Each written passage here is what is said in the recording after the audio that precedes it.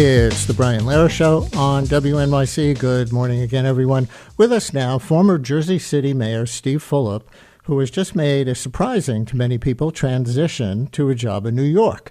Just after he ran as a progressive for governor of New Jersey last year, he is now the top dog for the group that pushes the interests of the most powerful corporations in New York City and is working hard against parts of Mayor Mamdani's agenda already. For example, he's already called Mamdani's corporate tax hike proposal suicide for the city.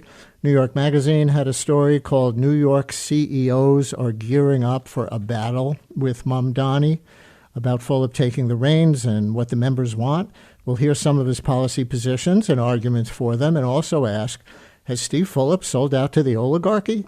The job is president and CEO of the Partnership for New York City. Now, the partnership's website says it represents, quote, more than 300 preeminent corporate, investment, and entrepreneurial firms, unquote.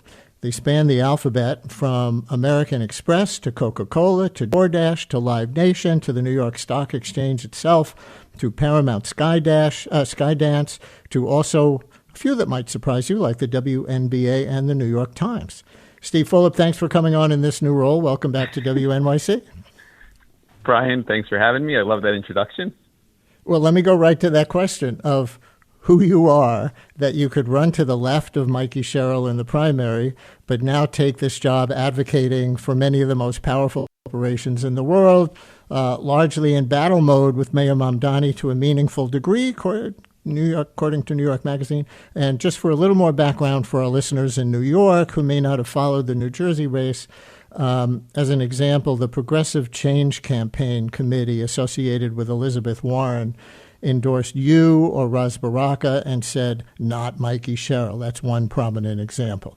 Now the progressive view might be that you've signed on to represent the oligarchy. So for people who don't get the transition, who are saying, Steve Fulop, wait, what? How should anyone understand you in relation to this leap?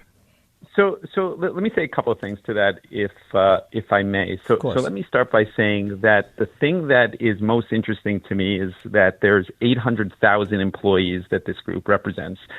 And many of the things they care about are consistent with everyday New Yorkers. So I don't view it as adverse or at war or looking for conflict with Mayor Mamdani. We actually have a pretty good relationship. We're looking for opportunities to overlap, and my job is making sure that New York City stays competitive. With regards to your comment on running to the left of Mikey, in New Jersey, for those that are familiar with it, sometimes it gets conflated, the anti-establishment with progressive. So I wasn't the most progressive furthest left candidate, but the biggest differences were establishment versus anti-establishment. And finally, I would just tell you, for 20 years on the city council and as mayor in Jersey City, I ran as a nonpartisan election. We didn't have Republicans or Democrats. Republicans supported me, independents supported me, and Democrats supported me. So I view myself as a compassionate, thoughtful, problem-solving Democrat. So you were quoted in November on the corporate tax hike proposal from Mamdani that it would be, quote, absolute suicide for New York City and an absolute dream for New Jersey, unquote. Suicide is a strong word. If you want people to believe that you're actually concerned about most New Yorkers and those 800,000 employees, like you just said, and you're not just playing hardball for your richest of the rich constituency, make your case. So let me start by saying that the things that the partnership advocates for are not only taxes. I mean, people think of it in that context, but I'll point out there's 800,000 employees. They have a venture fund that seeds early stage New York startup companies, creating thousands of jobs. We have an accelerator that overlaps with technology between the private sector and the public sector, creating thousands of jobs. We seed and fund early stage childhood centers, childcare centers, infrastructure. I mean, we're part of the intersection of the public and private sector in many ways that people don't even realize. The tax conversation is important and it's nuanced. I just want to take you back to the fact that when Mayor Mamdani ran as a candidate, he said, these are my objectives to get accomplished, and it doesn't matter how we fund them as long as we get them accomplished. About 8 days after he took office, he stood with Governor Hochul and said, I'm very proud that we're going to be able to get the things accomplished that I find most important at this moment, particularly childcare. Subsequent to that, a couple weeks later, he said, we need to have a tax increase. And there wasn't a lot of clarity on why we need to have a tax increase. It wasn't a lot of clarity of what we need to fund. He just said there's a huge budget gap, which is standard practice for new mayors to blame their old mayors. The talking point that he had, Brian, was that we need to move New York tax rates on the corporate side to replicate New Jersey. And coincidentally, I have familiarity with both of those. Currently, when you layer on all of the different taxes for corporations in New York, you are at 17%, which is marginally more than New Jersey already. If you replicate the tax rate for New Jersey, you would move New York City to 22% versus New Jersey staying at 11%. So all I said was that, at some point you hit a tripwire and people do make a decision to leave. If your taxes are 100% higher than you could have them a mile away, people are going to make that decision. It's not overnight, but some people will make that decision and it will be bad for New York. So this weekend, as a follow-up, as I was, asking myself, Steve Fulop is doing what? Wait, what? I looked at your Democratic primary for governor campaign website, which is still up. You had a section called affordability, and two of the topics within that were what you called a corruption tax and income tax. And on income tax, you wrote, federal aid to New Jersey is likely to continue to decline under the Trump administration, bringing the state to a fiscal cliff. Meanwhile, the 2017 federal tax law cuts taxes for the wealthiest individuals and corporations.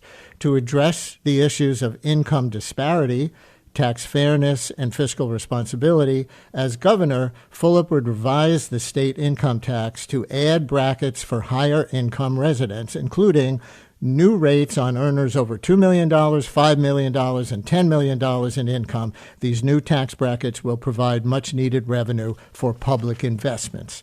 From your campaign website, it sounds like just the opposite of what you're representing for your high-income members now in New York. Why not?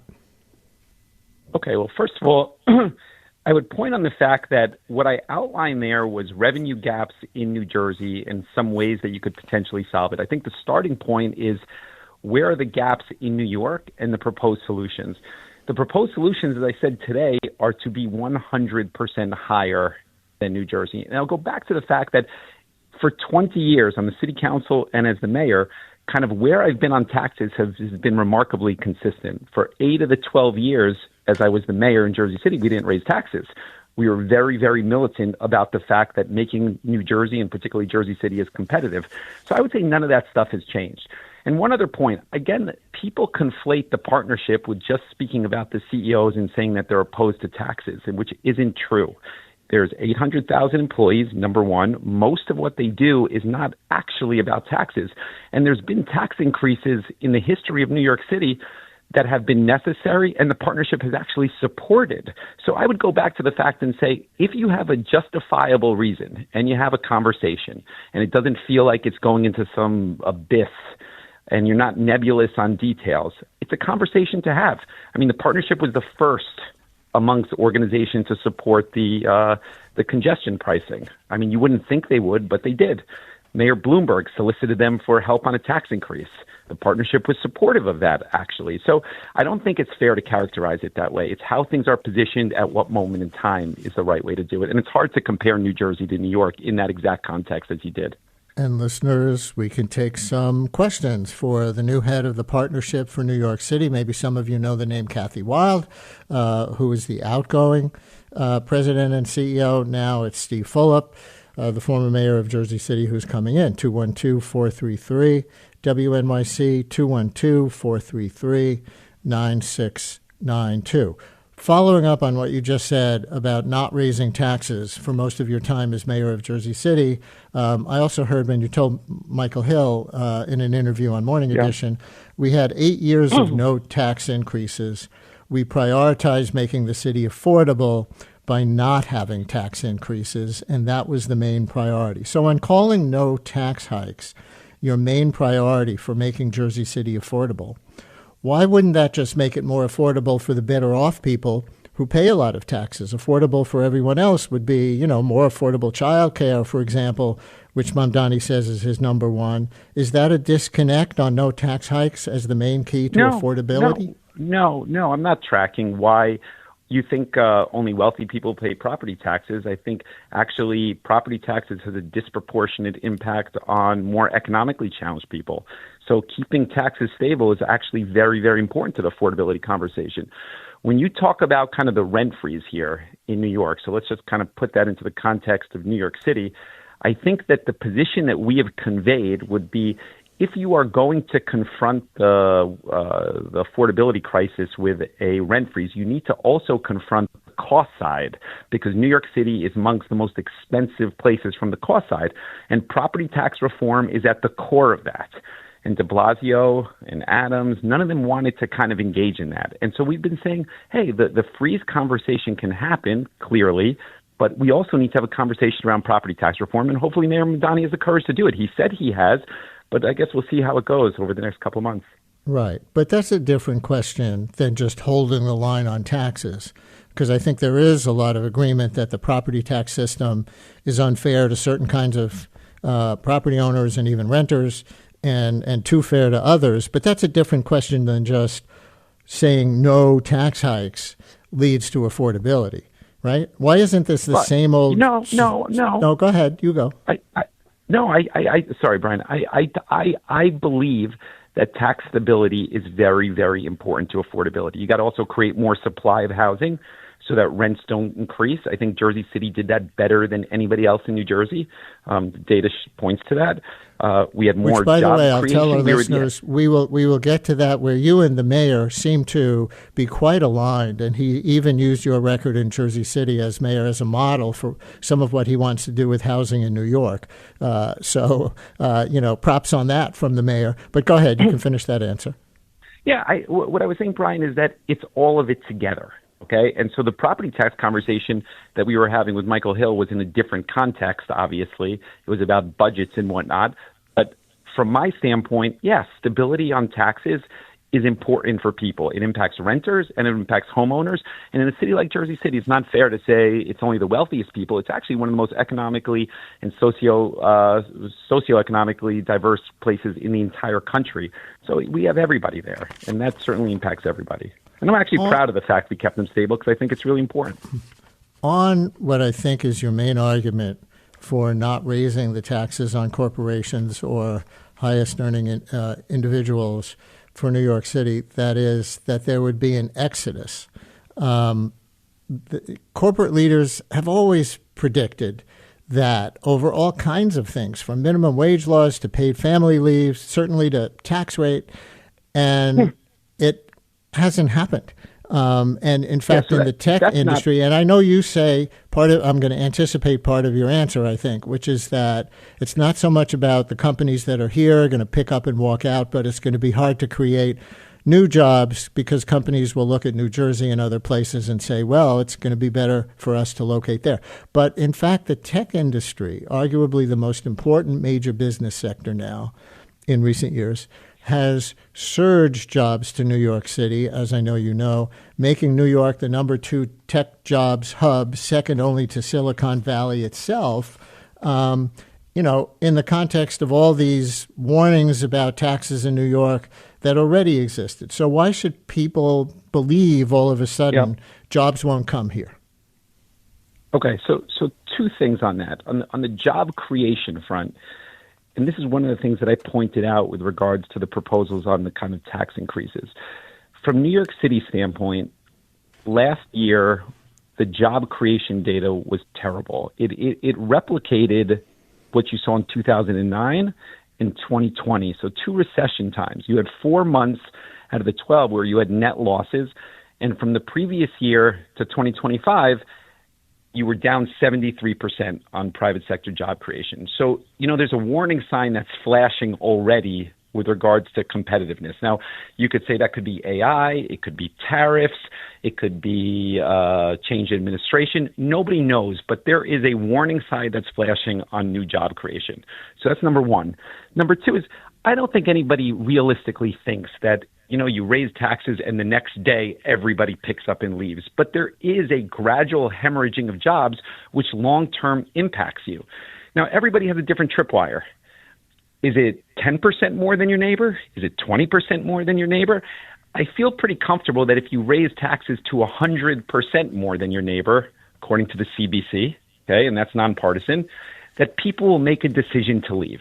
Now, on the wealthiest people, Brian, I would say the following. If you take your 1,000 or 2,000 or 3,000 wealthiest people in New York City, what you classified as oligarchs, and you could say, we don't care if those people leave. Those people have a disproportionate impact on the budget. They pay a massive amount. Now, you look at 3,000 people, they're all different race, religion, backgrounds. The one consistent thing is they generally have multiple homes and options on where to go. You need 5 or 10 of them to leave. You don't need 1,000 of them to leave to have a huge impact on the budget. And so there is a tripwire at some point. You don't know where that is, and I don't know where that is. My point is that when you get to what we're talking about there, more than likely you will hit it with a huge number of them. You also said to Michael Hill in the interview, wait, I'm looking for this quote. What did I do with it? Well, I'll come back to that, and I'm going to take a listener question for you instead. Listener writes in a text, does the partnership consider income inequality an issue beyond the well-paid employees they represent? Yes. Affordability, income inequality, direction that you're seeing both across the country and in the region, all are major concerns for us. And I think they're concerns for anybody in New York, and I think that's part of the reason why Mayor Mamdani got elected. I think he speaks to the fact that it's hard to find housing, and affordability is a real crisis. So the short answer is yes, and we do our best to engage in issues around that as well. So what would you do about that? Because you argue for economic growth, but the stats show that the growth for a long time, locally and nationally, has concentrated in the incomes of the top 20% or so, and everyone else is stagnating or declining. So wouldn't that suggest that you need to address distribution, at least as aggressively as growth, which is not the talk that I think I hear you talking? No, I think that job creation is a part of it. The biggest way to confront the affordability conversation is better jobs, which lead to better paychecks, okay? And you're not talking about the top 1%, you're talking across the board. When places like, use what you said earlier, let's say the oligarchs, and we classify them, but if you took about their companies, let's say JP Morgan has more jobs for the first time in Texas than New York. Think about that. Goldman Sachs hasn't created a net job in New York for 7, 8 years, they say, right? Those things are indicators that you're not going to confront the affordability conversation if you're not creating more jobs for more people. So I think you do need to grow kind of this job sector. You also need to confront the housing crisis, which we touched on earlier. You need to confront the child care conversation, which I think we're in alignment on, that's a real problem. So, I think it's multifaceted, and I think that we want to be part of it. And the conversation, when you did the intro, you referenced the New York Post or New York Magazine saying that we're gearing up for war, and I wouldn't classify that. Pretty that different way. New York Post than New York Magazine. It was New York Magazine. Well, I think there was an editorial today in the Post. That's why I was saying that the Post also had something on the. Yeah, they had something on that today, kind of a similar tone, and they referenced New York Magazine. But my take on it is that we're looking for overlap and opportunities and where to work together. I'm familiar with kind of the challenges Mayor Mamdani has. I was a mayor at 36, 37 years old in an equally complicated city or similarly complicated. And so, I think we're not looking for a war. We're looking for opportunities to work together. How do you get to universal child care without the tax increase? Look, I think that the governor has said we're going to have a pilot program for this year. I think we're supportive of that. I think that there's a whole host of legislative changes to make it more permissible and easier for companies to open child care centers, which you'll probably see the partnership coming out with shortly. And you should know that the overwhelming majority of partnership companies representing, again, hundreds of thousands of employees do offer childcare to their employees because it's something that we think is important. So we want to be part of the conversation there. I think we have a lot to offer, and I think you'll see something coming out from us in the next week or so. But on becoming more aggressive on your pushback to the progressive mayor and to progressives in general in New York City, as is the premise of the New York Magazine article, here's an example of the push. The political consultant Bradley Tusk, who worked for Mayor Bloomberg and others, wants you to get the partnership involved in running candidates to the right of Mayor Mamdani for city council and state legislature, running candidates. Are you interested in that? Let me read for our listeners what Tusk wrote on his Substack. The CEOs who comprise the partnership board might hate the idea of engaging directly in lowly city council or state senate primaries, but they're also not stupid. If you make the case to them that this has to happen for their views to become policy and law, most of them will get it. And he writes, there is currently no centrist organization in New York City that serves as a counterpart to the DSA or the Working Families Party. No organization to recruit or train candidates, build grassroots operations, build a bench. That's the quote. Is there any of that you disagree with? I do. There's been zero conversations or zero appetite from anybody that I've spoken to involved in the partnership or the partnership board to support candidates or engage directly in electoral politics in that way. I think what they want to be more engaged in is better communication and activation for our 800,000 employees. I think there's an opportunity there. I think for most of the time we speak kind of a practical solution to any sort of problem, and we should be better communicating with those employees why we see certain things a certain way and what the impact can be. And we don't do that right now. It's been a lot of kind of more shuttle diplomacy between people that we know. And I think part of my task is to organize that. And I think over the next couple of years, you will see kind of this base that we start with as being kind of a significant advocacy arm. But I don't foresee it ever supporting candidates and saying we endorse Brian and we don't like Steve. I'm not running. But do you accept the premise that your membership, more or less, wants you to be more aggressive when it comes to their agenda for city politics than your predecessor, Kathy Wild, was? Yeah, for sure. There's no question about that. I'll answer that directly. There's no question that they want to be more engaged, more aggressive, more vocal. I think that, we have a lot of experience with a lot of these issues, and I think that we bring something to the table. When you talk about an issue of homeless encampments, we have a presence in Seattle and Portland and LA and New York and Europe. We have perspective on these sort of things from experience that I think can be helpful. Childcare, the majority of our companies offer childcare. Taxes, we make decisions around this stuff. So, yeah, they want to be more engaged, and I think that the starting point shouldn't be just don't hurt us too bad. The conversation should be we are part of this ecosystem, and we want to see New York succeed, and we want to make sure that New York is competitive.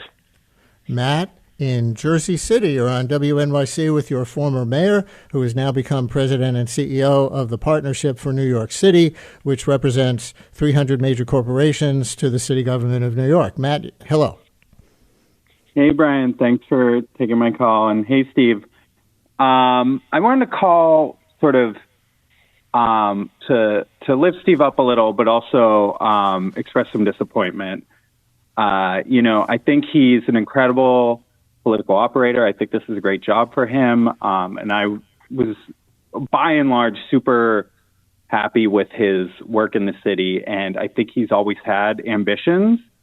And I think, unlike a lot of politicians, we saw with de Blasio, he sort of was running for other offices while running the city, or not running it, some might argue. I always felt like Steve, while he may have been looking to build for the future, was doing it by building a solid legacy.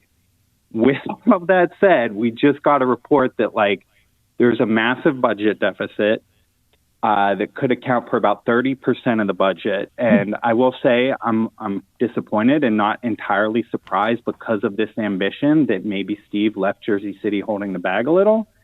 And I was wondering how he might sort of reflect on that and how it hurts his legacy, and also how that might relate to how much we can trust him sort of with the interests of New York City. Matt, thank you very much. And full disclosure, Mayor Solomon might be a guest on tomorrow's show, so whatever you say might be starting a conversation. But go ahead.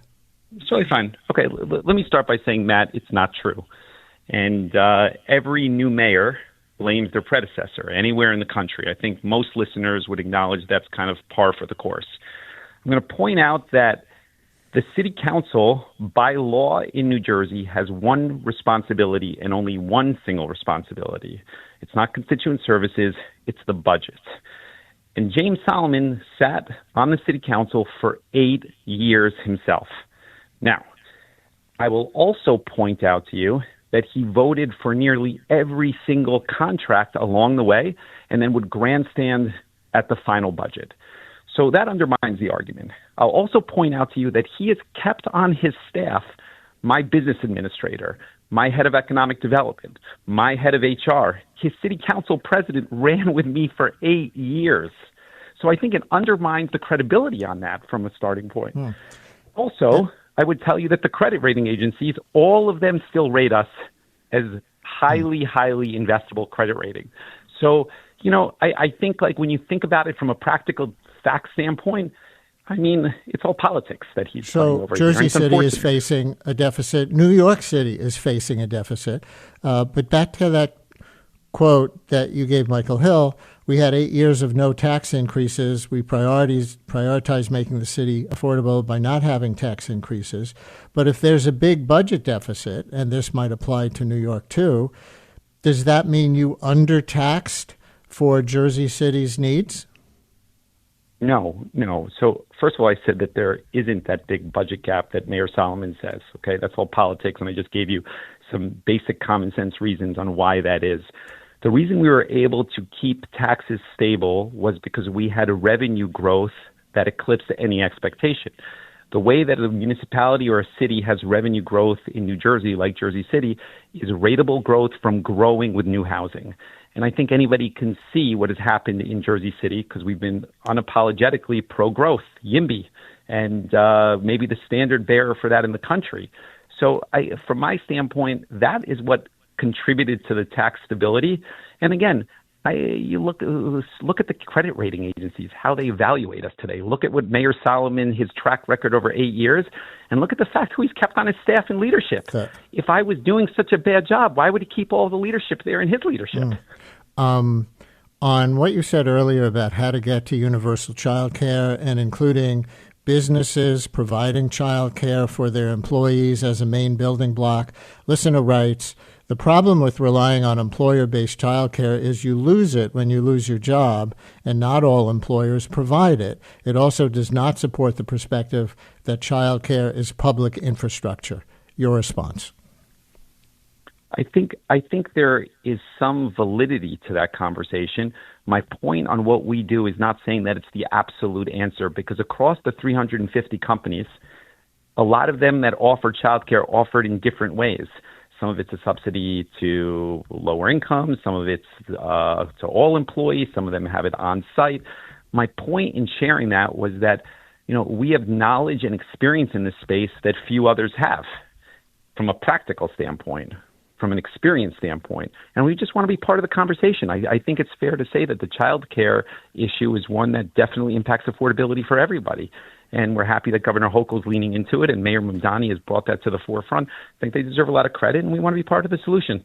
One more call, and this one's going to set up where I think you and the mayor are actually very much aligned. Santiago in Brooklyn, you're on WNYC with Steve Phillip. Hello, Santiago. Hi. So in this campaign, Mayor Mamdani mentioned Jersey City as an example of building more housing and how he would want to kind of follow that. Is there anything the partnership or yourself are advocating for specifically that the mayor could do on that, which could help add housing? And also, as a kind of an addition to that, would you advocate for some more look at regional housing growth, not just, in the city specifically, but, Westchester, Nassau, I know Jersey City, Newark, Hudson County, stuff of the sort. Thank you. Thank you. Steve? So I think that, first of all, I was appreciative that he held up Jersey City and Tokyo as examples of housing growth that we can replicate here. One thing that we did exceptionally well in Jersey City was create certainty around what the environment would look like in each area of the city. We tried to eliminate the politics, and that certainty led to more investment. I think that the mayor has done a very good job of articulating how he wants this to work and kind of creating guardrails, at least on the onset, and Capital could make a decision whether they want to go or don't want to go. I think you need to continue to upzone a lot of the areas, particularly around transit, and you need to be willing to push out the NIMBYs from that conversation, even if parts of that are for your political base. I think when we were growing the city in Jersey City, a lot of my initial political base that I got elected with left me because of some of the decisions I made, whether it was around abatements and incentives or rezoning. And I understood that to be a reality with regards to governing. Sometimes the people that get you elected, the activist base, is very, very good at getting you elected, but they're not very good at governing. And I think that that's a balance that he's going to have to experience over some time and learn where he feels comfortable. But in order for housing to grow, certainty is important, and you're never going to be able to placate everybody. One other thing I would tell you is that in a perfect world, every housing project would be mixed income and 20 to 30% of affordable housing and would have different thresholds, low income and moderate income. It would be 100% union, and they negotiate with the community, some community givebacks. And when you actually will put pencil to paper, or you have outside people come in and look at the finances of these projects, they are tremendously tight. And without proper incentives, the math speaks to the fact that at some point, something has to give. You're never going to be able to accomplish all of those things. In Jersey City, we prioritized housing growth. That was the most important thing to me. People could criticize it, but I felt that more supply would level off rent. It's actually proven to be true. But I think he's going to have to make some choices, because today he's looking for 100% affordable. He's looking for 100% union labor. He's looking for significant parts of affordable housing within those projects, community givebacks, and it's going to be hard to make those things pencil out without kind of willingness to compromise. Steve Fulop, he was the mayor of Jersey City. Now he's the president and CEO of the Partnership for New York City.